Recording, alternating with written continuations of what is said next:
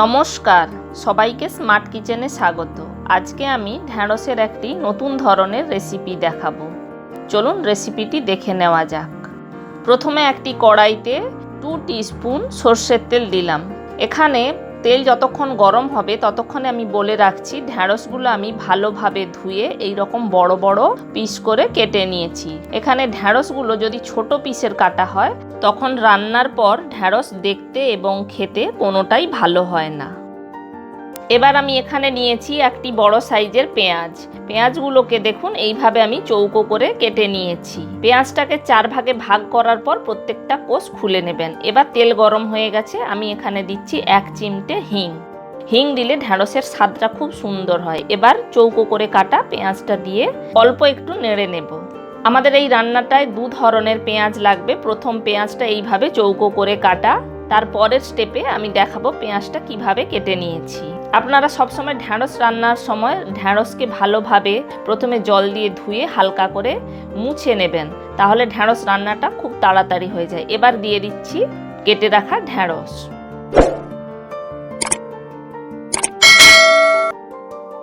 ঢ্যাঁড়স দিয়ে পেঁয়াজের সাথে আবার নেড়ে নেব 1 থেকে 2 মিনিটের জন্য। এই সময় কোনো লবণ বা হলুদ দেবেন না।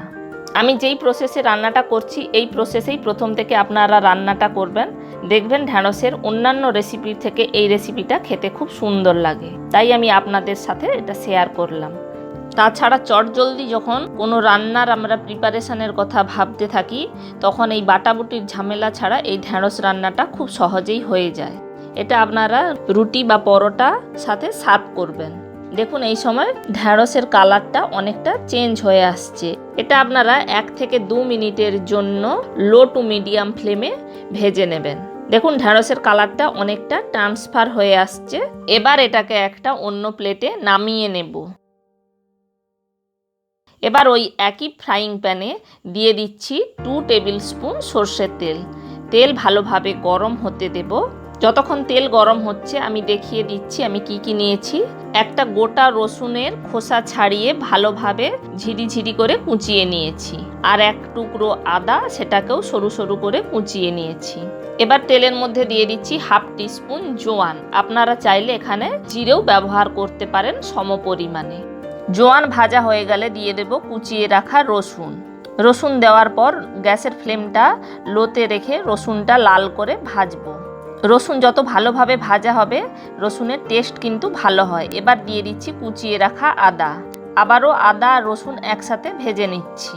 এখন 1/2 মিনিটের মতো ভাজতে এটা টাইম লাগবে।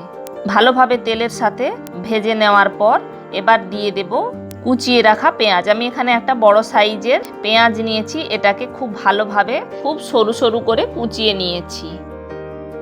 আদা রসুন পেঁয়াজ গোল্ডেন ব্রাউন করে ভেজে নেব। দেখুন এই সময় সমস্ত মশলাটার কালার অনেকটাই চেঞ্জ হয়ে এসেছে, তবু এইভাবে অনবরত এটাকে নাড়তে হবে। এই সময় দিয়ে দিচ্ছি 1/2 টিস্পুন হলুদ গুঁড়ো, 1/2 টিস্পুন লঙ্কা গুঁড়ো। আপনারা চাইলে এখানে কাঁচা লঙ্কার পেস্টও ব্যবহার করতে পারেন অল্প পরিমাণে। দিচ্ছি ধনে গুঁড়ো। এবার এটাকে মশলার সাথে ভালোভাবে কষিয়ে নিচ্ছি। মশলার সাথে যখন কষাবেন তখন চাইলে আপনারা এখানে অল্প পরিমাণে জল দিতে পারেন। আমার এখানে জলের প্রয়োজন হয় না, তাই আমি জলটা না দিয়ে দিচ্ছি এবার কুচিয়ে রাখা টমেটো। আমি এখানে 2টো স্লাইস করা টমেটো নিয়েছি। টমেটো দিয়ে ভালোভাবে নাড়তে থাকব। কিছুক্ষণ নেড়ে নেওয়ার পর এবার আমি এটা একটা ঢাকা দিয়ে দিচ্ছি। কিছুক্ষণ পর ঢাকনাটা খুলে নিতে দেখুন টমেটো থেকে খানিকটা রস বেরিয়েছে, তাতেই মশলাটা ভাজা হয়ে যাবে। এই রান্নাতে আমরা এক্সট্রা কোনো জল ব্যবহার করব না। মশলা কষিয়ে নেওয়ার পর দিয়ে দিচ্ছি কুচিয়ে রাখা ধনেপাতা দিয়ে আবারও ভালোভাবে কষিয়ে নেব। কিছুক্ষণ কষিয়ে নেওয়ার পর যখন মশলাটা ভাজা হয়ে যাবে এবার দিচ্ছি 1/2 টিস্পুন গরম মশলা দিয়ে মশলা কষিয়ে নেব। এবার দিয়ে দেব পরিমাণ মতো লবণ দিয়ে ভালোভাবে নাড়তে থাকব। এই রান্নাটা করার সময় ওই একবারই আমরা লবণ ব্যবহার করব। এই সময় তাই দেখে লবণটা দেবেন। এবার লবণ দিয়ে ভালোভাবে কষিয়ে নিয়েছি। মশলা কষানোর পর এখন মশলাটা গা মাখা হয়ে যেতে দিয়ে দিচ্ছি আগে থেকে ভেজে রাখা ঢ্যাঁড়স। ঢ্যাঁড়স দিয়ে মশলার সাথে এবার ভালোভাবে 1 থেকে 2 মিনিট এইভাবে কষাতে থাকবো। 2 মিনিট কষানোর পর আমি এবার ঢাকা দিয়ে দিচ্ছি। এবার ঢাকনাটা প্রায় 2 মিনিট পর খুলে নিলাম।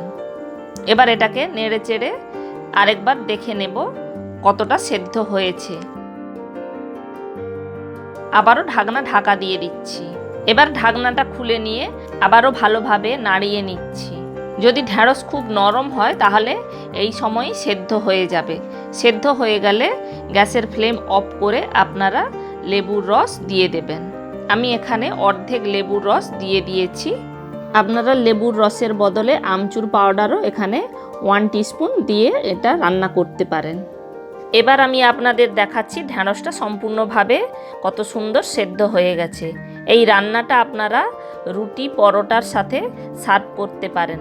দেখেছেন ঢ্যাঁড়সটা আমি আপনাদের হাতের সাহায্যে দেখাচ্ছি, সুন্দরভাবে সেদ্ধ হয়ে গেছে। এইভাবে আপনারা বাড়িতে বানাবেন ঢ্যাঁড়সের দো পেঁয়াজা। আমি আপনাদের সার্ভিং প্লেটে তুলে দেখাচ্ছি কত সুন্দর হয়েছে রান্নাটা। এটা দেখতে যতটা লোভনীয়, খেতেও ততটা টেস্টি।